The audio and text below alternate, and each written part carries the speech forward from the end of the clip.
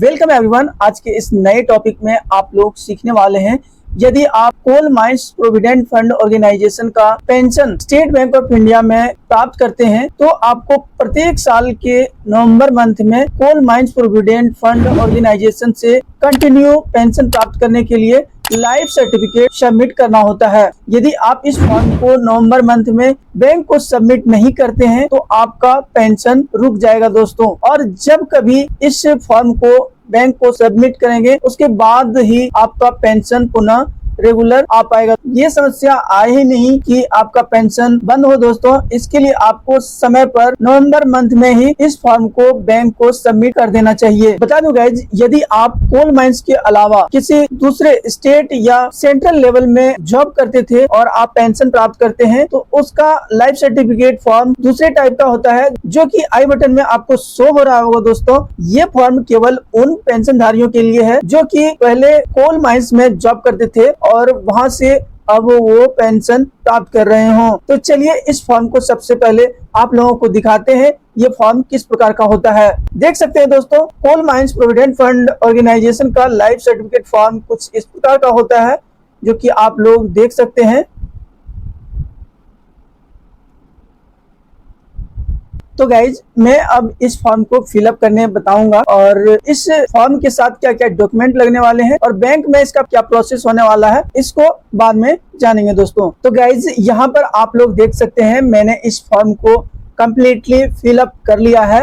अब मैं इस फॉर्म को कैसे फिलअप करेंगे एक बार बता देता हूं दोस्तों। गाइज, सबसे पहले इस फॉर्म को फिलअप करने के क्रम में यहाँ पर बने बॉक्स में पेंशनर का पासपोर्ट साइज का फोटो चिपका लेना है। आगे जब भी आप इस फॉर्म को फिलअप करेंगे, बता दूं गाइज, इस फॉर्म को कैपिटल लेटर में फिलअप करेंगे। तो गाइज, यहाँ पर देख सकते हैं सबसे पहला नंबर में आपको पेंशनर्स का नेम लिखना है, जैसे कि आप यहाँ पर देख सकते हैं। फिर दूसरे नंबर में यहाँ पर आधार नंबर ऑफ पेंशनर को लिखना है, यानी कि पेंशनर्स का आधार नंबर को इस बॉक्स में फिलअप कर देना है। तीसरे नंबर में आप यहाँ पर लिखा देख पाएंगे फादर्स नेम ऑफ पेंशनर, यानी कि यहाँ पर पेंशनर के फादर का नाम इस बॉक्स में फिलअप करना है। फिर 4 नंबर में आप यहाँ पर लिखा देख पाएंगे स्पाउस नेम। बता दूं गाइज, यदि यहाँ पर कोई मेल पेंशनर इस फॉर्म को फिलअप कर रहे हैं तो यहाँ पर अपने वाइफ का नेम स्पाउस नेम में लिखेंगे, और यदि पेंशनर नेम में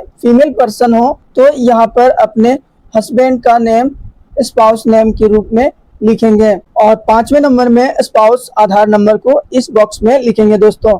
बता दूं गाइस, 4 नंबर में स्पाउस नेम में जिनका भी नेम लिखे हैं उसी का आधार नंबर 5वें नंबर में आपको बॉक्स में फिलअप करना है। 6ठे नंबर में आपको CMPF अकाउंट नंबर, यानी कि कोल माइंस प्रोविडेंट फंड का जो अकाउंट नंबर होता है उसको यहाँ पर लिखेंगे। यदि आपके पास उपलब्ध नहीं है तो इस बॉक्स को आप खाली भी छोड़ सकते हैं दोस्तों। और 7वें नंबर में आपको पेंशन पेमेंट ऑर्डर नंबर लिखना है, जिसको कि PPO नंबर भी कहा जाता है। और ये पेंशन आपको किस डेट से प्राप्त हो रहा है, यहाँ पर उस डेट को लिख लेंगे।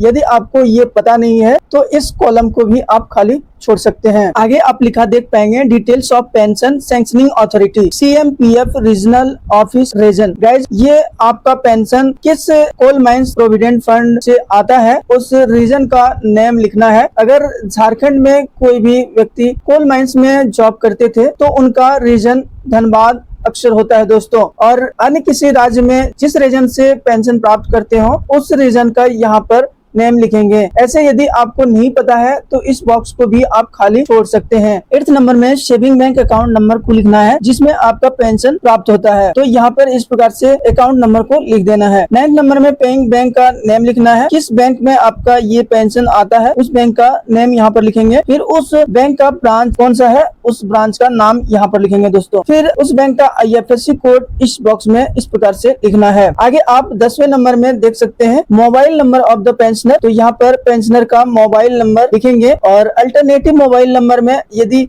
कोई दूसरा नंबर उपलब्ध हो तो दूसरा नंबर भी लिख सकते हैं, अन्यथा इस बॉक्स को खाली छोड़ दें दोस्तों। 11वें नंबर में पेंशनर का ईमेल आईडी उपलब्ध है तो यहाँ पर ईमेल आईडी को भी लिख सकते हैं, अन्यथा इस कॉलम को खाली भी छोड़ सकते हैं दोस्तों। आगे आप यहाँ पर लिखा देख सकते हैं लाइफ सर्टिफिकेट। फिर आपको यहाँ पर signature LTI RTI of pensioner. Guys यहाँ पर पेंशनर का सिग्नेचर होगा, या यदि आप लेफ्ट थंब इम्प्रेशन लगाते हो तो लेफ्ट थंब इम्प्रेशन यहाँ पर देंगे, और यदि राइट थंब इम्प्रेशन देते हैं तो यहाँ पर थंब इम्प्रेशन लगाएंगे। फिर सिग्नेचर के नीचे पेंशनर का नेम और प्रेजेंट एड्रेस, कहाँ पर वो अभी रहते हैं उस एड्रेस को यहाँ पर लिखेंगे दोस्तों। जैसे कि आप यहाँ पर लिखा देख सकते हैं, इस साइड में आप यहाँ पर लिखा देख पाएंगे verifying official signature name designation date. तो गाइज इस पोर्शन को हमें कुछ भी नहीं करना है, ये पोर्शन बैंक अधिकारी द्वारा फिलअप किए जाएंगे। आगे आप यहाँ पर 2 नंबर में देख सकते हैं non remarriage certificate, age certificate, option या डॉक्टर वाले पोर्शन को हमें कुछ भी नहीं करना है। यहाँ पर आपको सिर्फ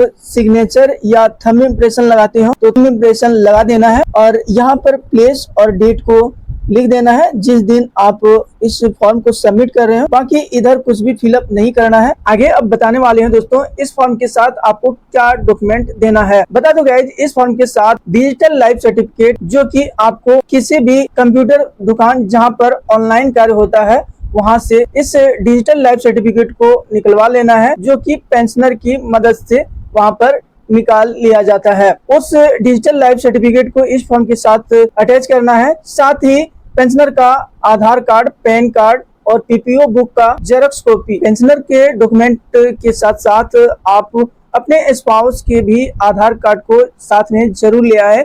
यदि बैंक द्वारा रिक्वायरमेंट हो तो उस आधार कार्ड के जेरॉक्स को भी आपको इस फॉर्म के साथ अटैच कर देना है, अन्यथा ऐसे कोई मैंडेटरी नहीं है। यदि बैंक द्वारा रिक्वायरमेंट हो तो उसे लगा देना है, और सभी डॉक्यूमेंट के ऊपर पेंशनर का साइन या थंब इम्प्रेशन जो भी करते हो उसको कर लेना है, और इस फॉर्म के साथ अटैच करके सर्विस मैनेजर या मैनेजर को सबमिट कर देना है। वहां पर अंडर प्रोसेसिंग होने के बाद इस कोल माइंस प्रोविडेंट फंड का लाइफ सर्टिफिकेट सबमिट हो जाएगा, और आप रेगुलर अपने पेंशन को अपने अकाउंट में प्राप्त करते रहेंगे। यदि यह वीडियो आपको पसंद आया हो तो लाइक करें, और चैनल पर पहली बार विजिट किए हो तो चैनल को सब्सक्राइब करके बेल नोटिफिकेशन को भी ऑन कर लें, जिससे कि आगे आने वाली हर वीडियो का नोटिफिकेशन मिल सके सबसे पहले, क्योंकि मैं इसी प्रकार के इंफॉर्मेटिव और नॉलेजेबल वीडियो डालता रहता हूं दोस्तों। फिर मिलेंगे किसी नए वीडियो के साथ, तब तक के लिए जय हिंद, वंदे मातरम।